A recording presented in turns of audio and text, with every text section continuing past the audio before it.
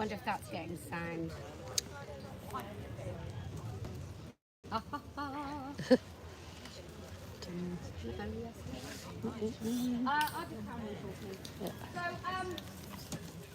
It's been really interesting to watch.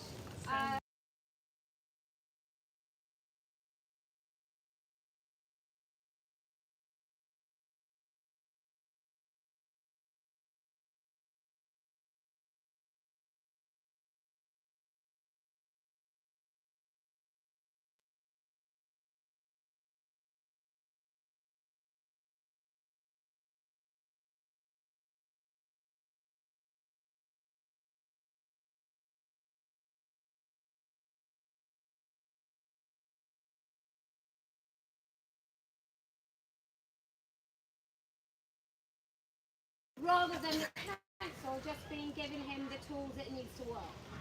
And we know that those councils will be spending thousands upon thousands on supposed diversity and inclusion hires, which basically just mean qualified men and people that want to promote policies that help qualified men access women's single-sex spaces.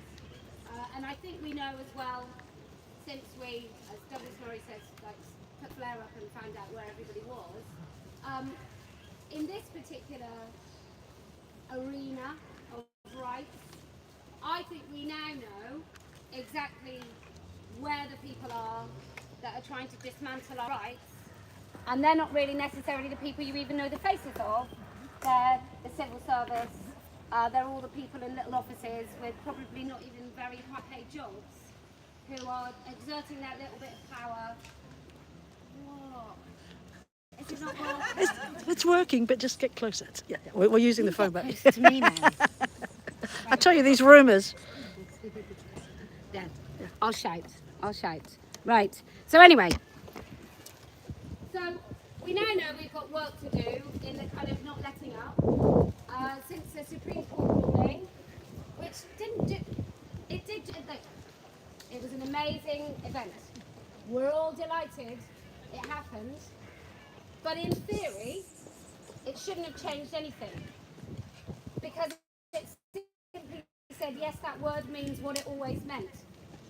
And so every policy that is misinterpreted, they've been doing it wrong all this time. So they really should have just said, oh, what was our policy before 2011? Oh, let's just go back to that. It's really, really simple. And I think actually policy started really changing around 2015. That's when you might have had community nurses deciding that it didn't really matter whether it was a male or a female that went into an elderly woman's home. And in fact, I would argue, because I would be right, that a man in a dress poses more of a risk to a woman than a man in a pair of trousers who doesn't have a fetish.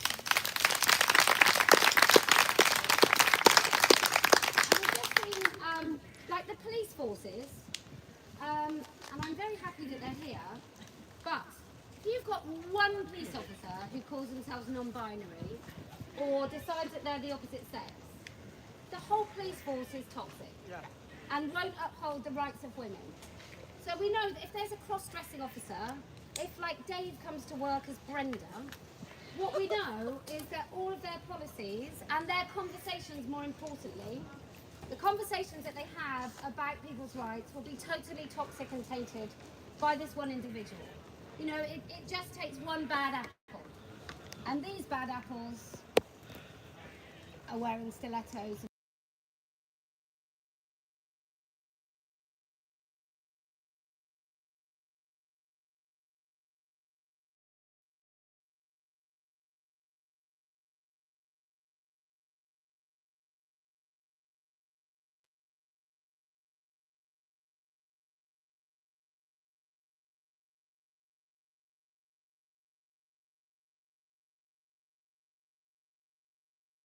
Women. I think if I say I want a woman-only group and say it's like a knitting circle, for me that's enough to say that men have to be kept out.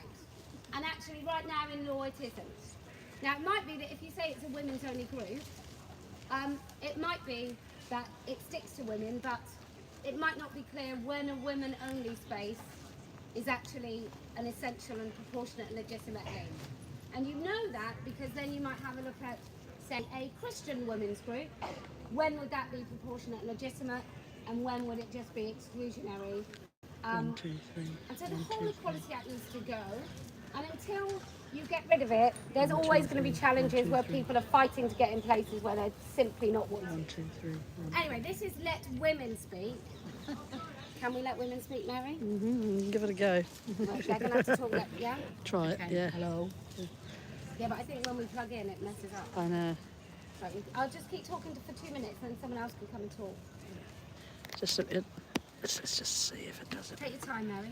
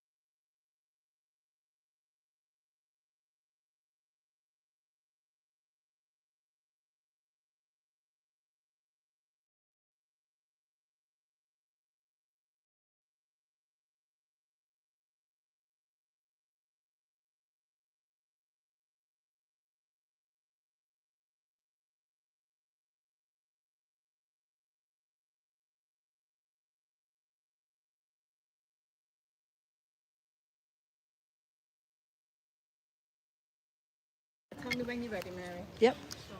Okay.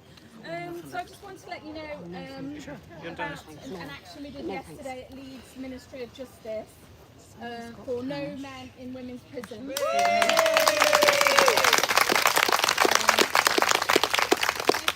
been doing quite a few actions the last year, starting taking a banner around the country at each prison, women's prison. And then we protested outside each women's prison simultaneously on the same day. We've done an event outside Ministry of Justice in London, and then yesterday we were in Leeds. We're hoping to be outside Shabana Muhad's office next month. There are still men in our prisons, our women's prisons. We know that women's prisons should be single sex. They are a single sex service. And we want them out, we want them gone. It's been 74, 75 days now since the Supreme Court ruled in. Quite long enough to book a bit of transport and get them gone, but they're still here. So we just want to keep putting pressure on. And just to say to follow our Twitter account, we're not an organisation, we're just a bunch of women who've got together across the country to do this. And it's No M in W prisons. So if you can give us a follow and retweet and let's get them out. Thank you. Okay. Thank you very much. Work out what the... Yeah, there's no... Hello. It doesn't do anything. No, And they're okay. both the same. That's fucking expensive. I know, they're 120 quid or something. Hello. Yeah, just Oh, I'll just unplug. yeah. You just have to get really close to the speaker's corner though. Yeah. Okay. Sorry, Mary. Shall I give you those? Thank you so much. Ah, dear. Who else would like to speak? Can't come all this way, not talk. Yes!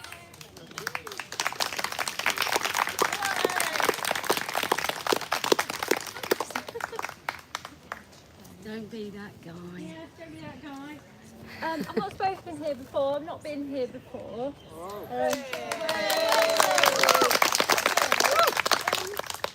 I just wanted to say that so in February, Kellie-Jay Keen team Let Women Speak came to Nottingham, and the police really let us down. I was the police liaison person, and I did everything I could. I said, there's a pattern of behaviour, this is what's happened in the past, we really need a strong police presence, we need separation. And they said, most of you have seen the footage, we were completely overwhelmed and swamped, and we couldn't even have our event because they sent, I think it was one police officer. They completely failed us, and then we came back again. Kellie-Jay Keen came back, and we had to have the event outside the police station straight away. What was I going to say? So only last week, Nottingham police showed that they can keep people with different views separate. So UK Independence Party, whatever you think of them, they came to Nottingham, and my goodness, the police turned up. They did their job. There were droves of them. I never knew there were so many police in Nottingham. And as fantastic as that is, they did their jobs. They arrested some Antifa. Fantastic. It just left me feeling really disappointed, quite depressed about it, because they made a choice not to protect us when a group of women wanted to have a free speech event. All perfectly lawful, it was all organised, they knew it was going to happen. Anyway, so that's that.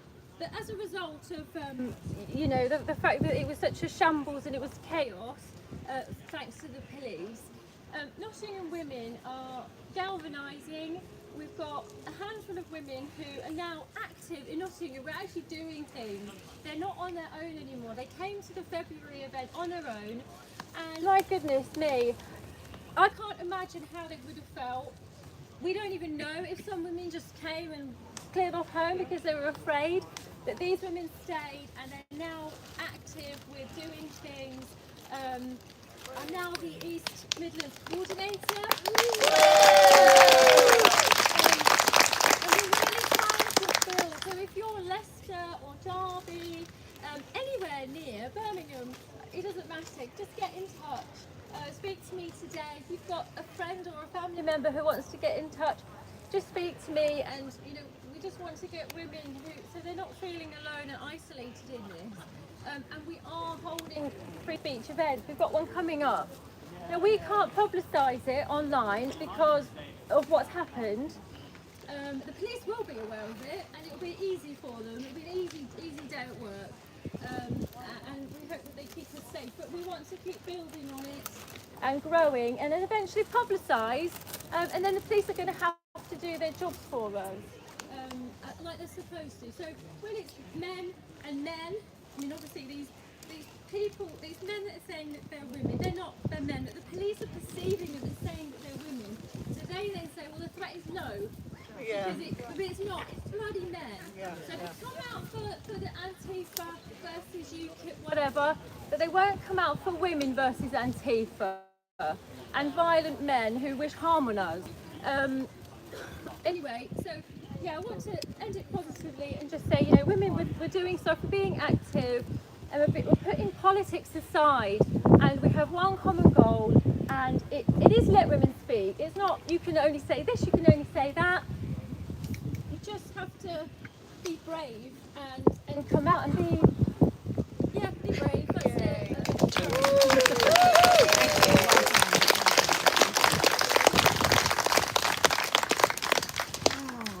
Totally illustrating what Let Women Speak was supposed to be about, which is encouraging women to speak for themselves, not sit hoping that some expert can speak for her, because actually the idea behind changing the culture is that we all do it.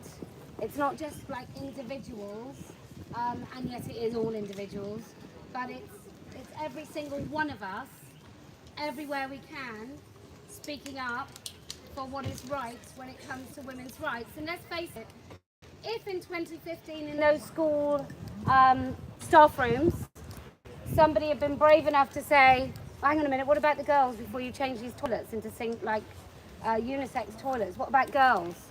What about women when it comes to sort of searching women in police custody? If we'd had just individuals who didn't, how can I put it, who weren't self-serving about their own careers and too cowardly, especially in hospitals and with schools, if we'd actually had people 10 years ago, and I know they were writing policies 10 years ago because I happened to be sat next to a woman who was running the whole of the Southwest community nursing, who was rewriting the policy in 2015 to include men as women, as nurses visiting people in their own homes. And when I said to her, well, hang on knowing what was going on then. And she was a parent of a girl who shared a class with my daughter and we were on a trip. And I just said, well, what about the women? And she was like, oh, I just got to write pussy. Just couldn't give a shit about the impact on those patients, those vulnerable patients. I think I've got adrenaline for what we're going to do in a bit. And then, if you think about how many people sat passively when they started allowing Dave to come dressed as Brenda into the hospital, knowing he was going to examine patients. How many people have, like what's his name, Rose, AGP Rose, how many people have just sat passively, knowing that he's going to go and insist some vulnerable patient, I better not say that word, some patient, a woman in a position of feeling terribly unwell, probably very uncomfortable, whether it be a teenage girl or an elderly woman or anywhere in between, who feels often, I think what happens is we feel like we owe doctors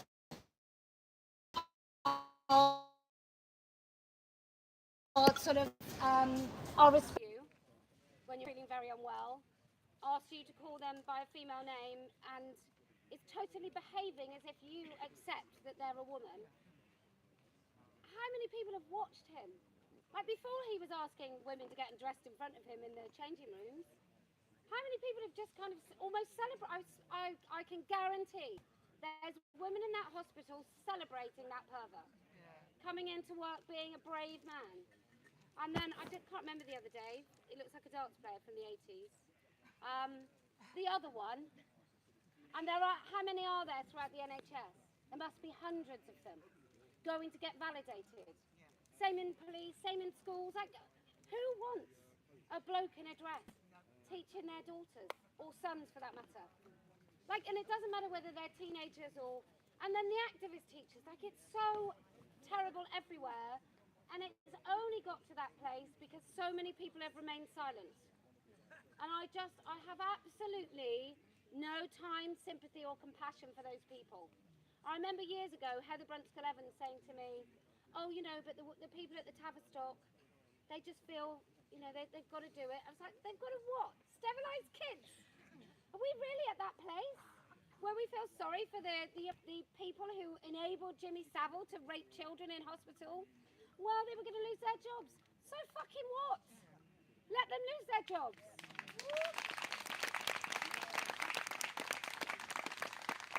And maybe I'm in a very privileged position to say such a thing, but I damn well know, myself and probably many of you here, there is no way you would sit by and sterilise children so you didn't lose your job. There's no way you would do it. I don't get it.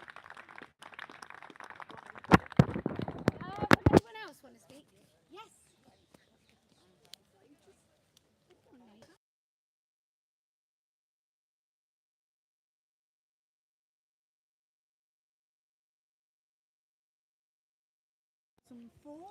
Just one moment. Can I just ask you very politely, can you not talk? It's just because the sound disappears quite quickly, and if there's even little bits of chatter, people can't hear. Thank you. So I've always been against the Gender Recognition Act of 2004 because it's basically a lie. It's not about gender, it's about sex. Female, you cannot change your sex from male to female. So why is it that anyone can change their birth certificate to put on there from male to female or vice versa? It's a lie. And I always say you need to stick to the truth. That's the very first thing. I come here today in support of Kellie's new programme, what she's prepared to do today. And the reason for that is a personal story. In 2014, it was highlighted all over the world that Yazidis and Assyrian Christians were being annihilated by ISIL. and a lot of them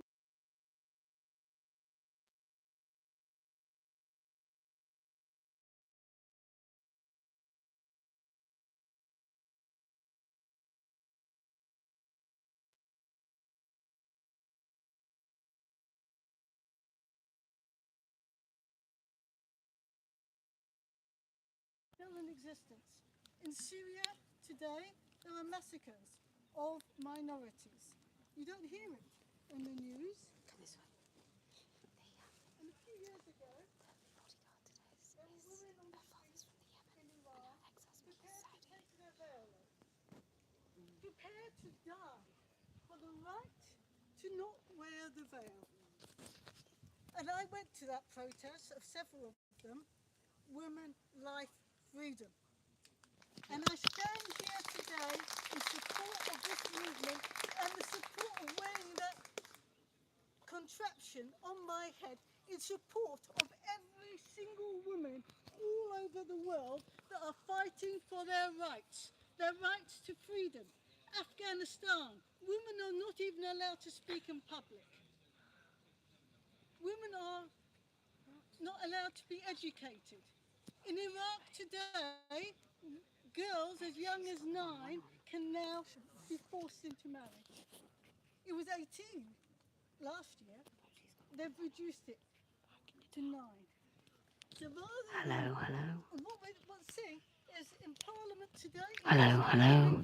we see how the Speaker of the House silenced those who wanted to criticise Hello. what was going on. So Islamists Hello. who want to terrorise people were allowed to get away.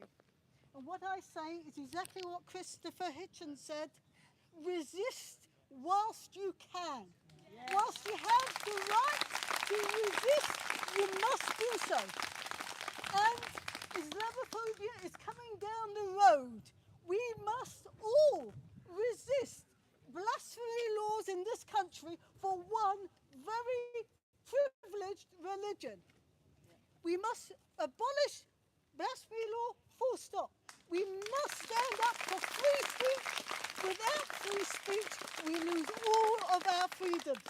Please resist and stand up, and let's get all together and allow for free speech. I belong to the Free Speech Union for this very reason.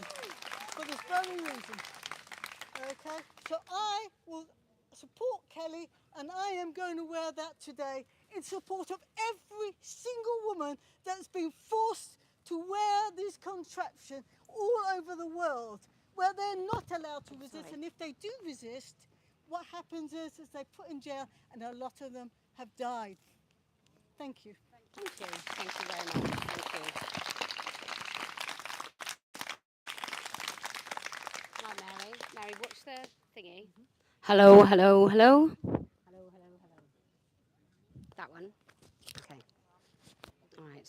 So those two. Thank you.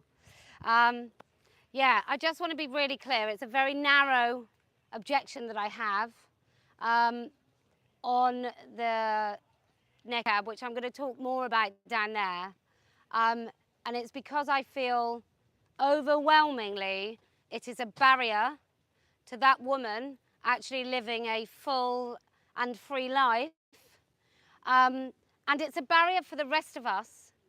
I've never been called, excuse my language, a naked whore so many times as I have over the last, I mean, I used to have a lot. No. But seriously, like, that's one of the main things I've been called since talking about this a month ago. And the video was watched 24 million times. And I know the women on the left that are my biggest fans, all of them, who've often criticised me for criticising this particular practice as Islamophobic, but they probably want to drop into my DMs to see how many women across the Middle East have written to me. And I don't think because they thought, you know, that woman's amazing, wow, what 7 seconds of pure bliss. But those women are without they've got little hope. That then just a tiny morsel becomes something to really hold on to. So what they saw in that video where I say free your faces, ladies, liberate yourselves, they didn't see, like, one woman, oh, I laughed all weekend about this. She said, if anything, she's made it worse. If anything, my 7-second video has made it worse for women across Saudi and the Middle East who live behind a fabric prison, which I thought was, it just perfectly encapsulated my critics, to be quite honest. But some of those testimonies, and I am going to repeat myself when we get down there, some of those testimonies are amongst the most heartbreaking things I've ever read. A woman saying that all of her memories only exist in those 4 walls of her house, that she has not felt the sun on her face since she was 12, that many of them, their last little bit of freedom is at university, and then once they leave, that's it, behind the veil. And she said that she only knew what day it was by looking at the calendar. I mean, these things are so simple. And then the most heartbreaking thing, I think just made me cry, is that she said when her family go away, she goes to the local cafe, but only when they go away. And she said it's the greatest adventure of her life to go to the local cafe. And I know it's supposed to not be any of our business to think about these women in the Middle East, but also I think about women here and what that means to us when loads of women start covering. And there are places in London and Birmingham and Bradford where more and more women wear this veil. And the consequence of that is that the rest of us do look, to the eyes of those men used to covering their women, we do look naked. We do look like we are free for them. That's what we look like. So it does have a knock-on impact. And it also made me think when I was listening to these women and they were seeing me as a complete human being who might be able to offer some assistance, and what they're looking for, these women, is they're looking for their government to be embarrassed. They're looking for the king to be embarrassed by how we see women in Saudi. Because that's why they started driving. It wasn't because suddenly they woke up and thought, you know what, we're going to let women drive because that's the right thing to do. It was because they were embarrassed by how we see them. Because according to the women, and I use their words, not my own, but according to these women, apparently what we think in the West of Saudi Arabia has an impact on the way the Saudi Arabian kind of powers that be respond and act.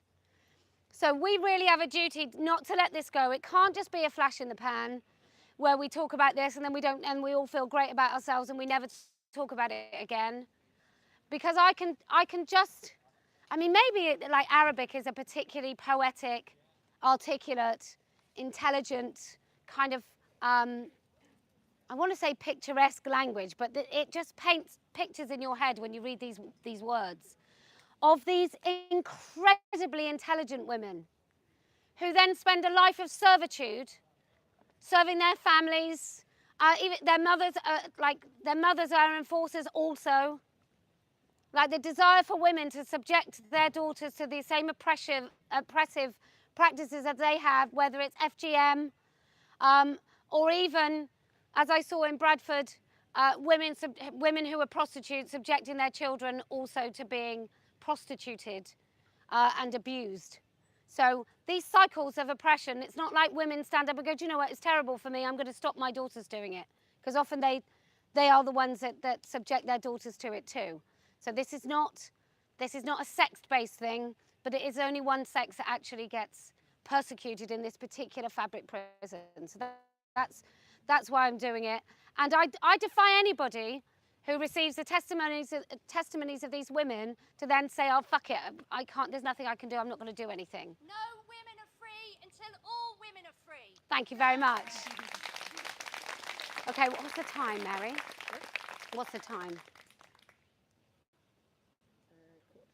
Okay. Did you want to speak? Someone's pointing. Me. Yes, come.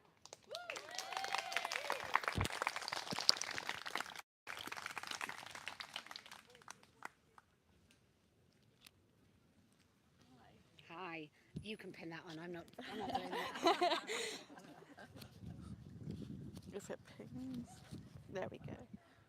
Hi all, I'm Daisy. I'm from the Women's Safety Initiative. I'm not sure if you have seen us on X. We just currently came back from Germany talking with our European sisters about the impact of mass immigration on women's safety in the UK. Last year I was elected as the UK's youngest councillor, and I was kicked out of the Labour Party. I was accused of being racist for wanting CCTV in taxis. And because of Peterborough's demographic, the predominant taxi drivers were of Pakistani heritage, and they said that was a racist accusation, but it was not racist. How could it be racist? All I cared about was women's safety, because if you now see in the Casey report about the taxi drivers linked with trafficking young British females, and we saw taxi drivers go to the protest on our streets in Peterborough because they were so against having the cameras in their taxis. Why? Why is the question. Yes, it makes you wonder if they are hiding things in Peterborough, but it's a national thing. We've seen places that have implemented CCTV in their taxis. The violence against women has decreased dramatically. So we need to push for this incentive everywhere in the UK. Mandatory CCTV in taxis needs to be a national implementation. So I ask everyone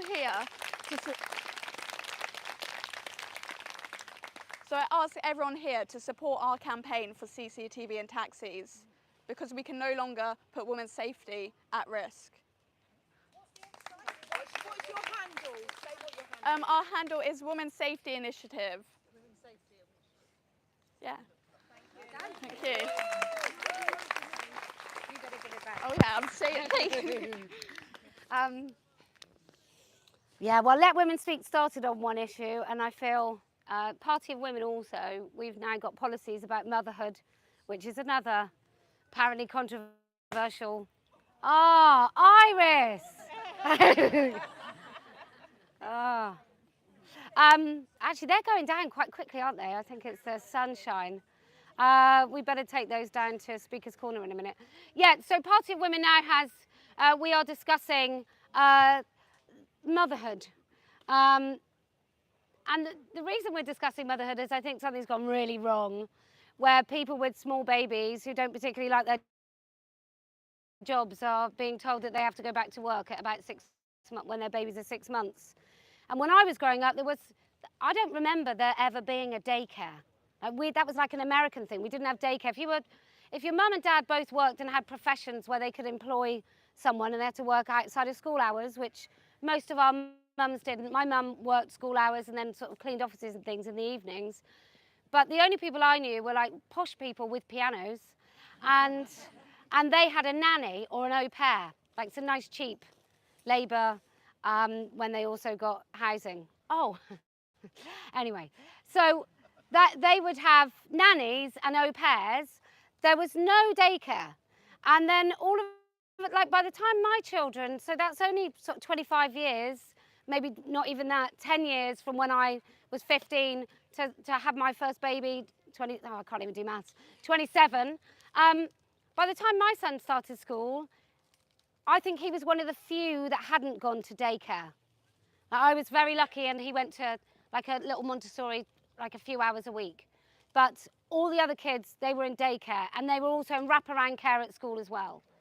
And I don't think it's particularly good for anyone to go to a job that they don't like very much, that they'd rather not, and stick their kids in daycare. And I know too many women pregnant, they're having to think about booking that daycare, and then they have to think about, when am I going to stop breastfeeding, because I don't know if I'm going to successfully be able to pump. And then when my baby goes into daycare, what about the staggered work? How am I going to introduce them to it? So they're really starting warming their baby up into going into daycare from about sort of 3 to 6 months. And then we know that our babies turn into limpets at about 9 months when they realise that, and then they don't want you to put them down. And I think it's a trauma that we don't know or understand very much. And look, if you want to make that choice, genuine choice, But we have to have policies in this country that are for the benefit of all. And that includes the choice not to go back to work when your babies are 6 months, just so in 4 years' time you can afford to send them to a summer camp whilst you do a job that you hate. It's just ridiculous. Yes! What a bloody lovely t-shirt you're wearing.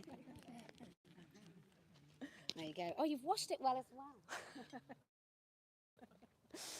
Sorry, it's the first time I've ever been here and I have no confidence in my ability to ad-lib. So I've written something down, so I hope I don't bore everybody, and it's probably going to sound a bit wooden, but I'll read it out anyway. Go for it. So 8 years ago, I had no idea that trans was a thing. 5 years ago, I still was not aware that trans was a thing. But I did start to question my own sanity when I tried to correct what I believed to be an administrational error at work. It seemed that a man who chose to use a female name and habitually dressed in a pink onesie was mistakenly recorded as a woman and referred to as she in an official document. After pointing this out to my immediate supervisor, who found the mistake quite amusing, he contacted the appropriate department on my behalf. Surprise when he was told that in fact there had been no mistake, as it was the individual's perception alone that was of relevance. Together we approached the next level of management, who we assumed, once made aware of the issue, would take steps to ensure that the record was changed to reflect the true situation. Instead, the response that we received was obtuse in the extreme. Every argument that we raised, including the fact that this would lead to inaccuracies in any statistical analysis of the data, was met with silence. My suggestion that I could perhaps be registered as canine if I insisted that I was a Labrador was met with a withering look that conveyed the sentiment that I was being childish. Knowing that these people, whilst worthy of little respect, were not unintelligent, my assumption at this point was that they were merely deluded. And I still had no idea that trans was a thing. A year later, my then 15-year-old daughter, having happened across and read a copy of The Female Eunuch, had been watching YouTube clips featuring Germaine Greer when she happened across a video that caught my eye. Intrigued by what appeared to be a modern-day incarnation of Marilyn Monroe, I clicked on the clip.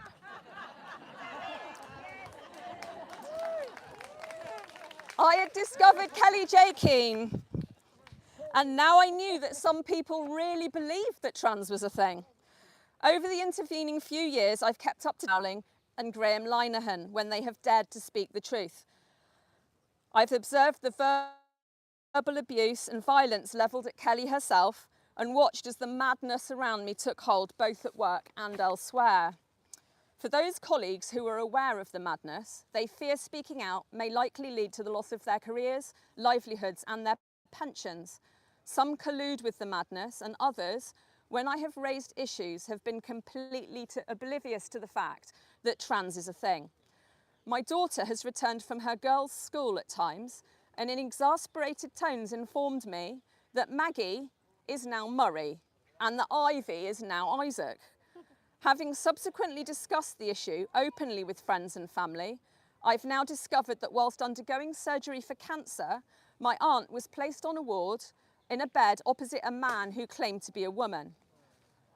My friend's elderly mother was made to feel uncomfortable when forced to decline the services of a man in a female uniform when attending a well-known British multinational retailer for a bra fitting. This is not just a bra fitting. About a year ago, I was subjected to a tirade of abuse from a young male member of staff at a hardware store when engaged in conversation with a couple of local housing association employees, also customers, who concurred with the sentiments of my Diamante women definition hoodie. Fearing for their jobs, the two men fled following the confrontation. The employee was not challenged by either colleagues or management. My daughter, now 19, has just completed her first year at university. She is fully aware that it is not possible to change sex and that causing and that causing irreversible damage to children by plying them with drugs in order to achieve the unachievable is profoundly abusive. Notwithstanding, she is also aware that there will likely be unpleasant consequences should she express these views in her current environment. When watching Let Women Speak events, I have been astounded by the number of women who have claimed to have lost friends and been ostracised by family over this issue. I was, of course, confident that this could never happen to me. I would have chosen my friends more carefully, and they were, of course, eminently sensible and intelligent people. How could I possibly be related to anyone who would not treat this nonsense with the contempt it deserved? Last Christmas, with retirement from my job looming, I inserted a note into my cards. I explained that since I would soon be laying down my biro, after 25 years of endeavouring to provide a service, a public service, admittedly with limited success, I would now be turning my attention to assisting in the fight of keeping penises out of women's toilets.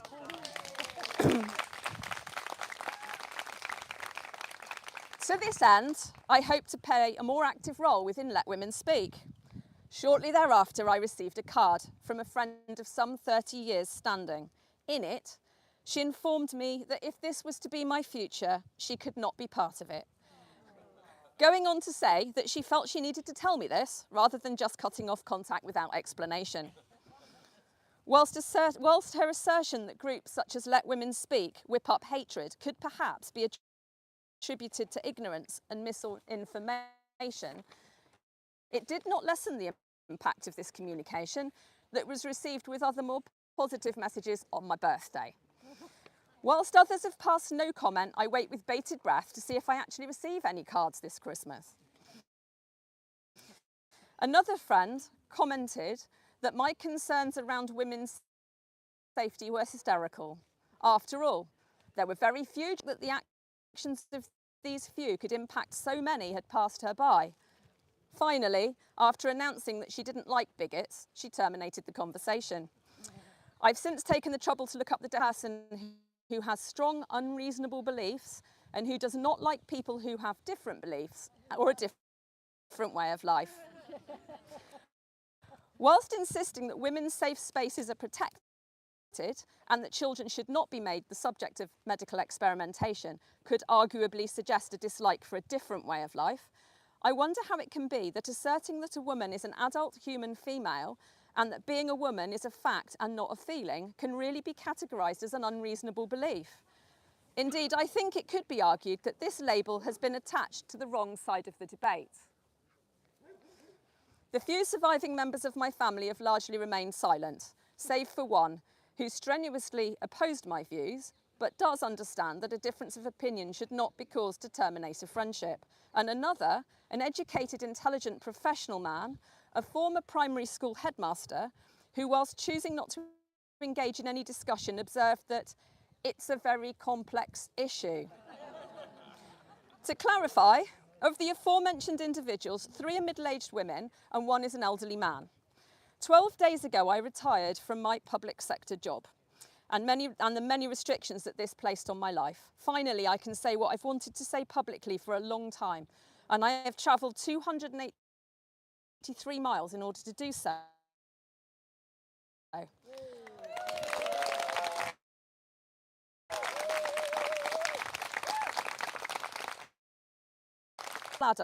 Adults and making them subject of medical experimentation is profoundly abusive. No woman has a penis, no man has a vagina.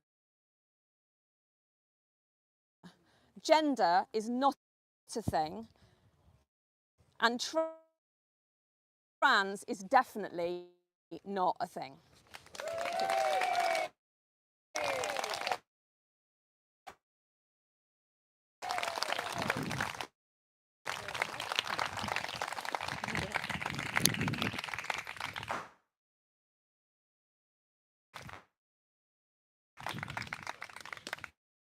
Thanks, it's working out. Okay.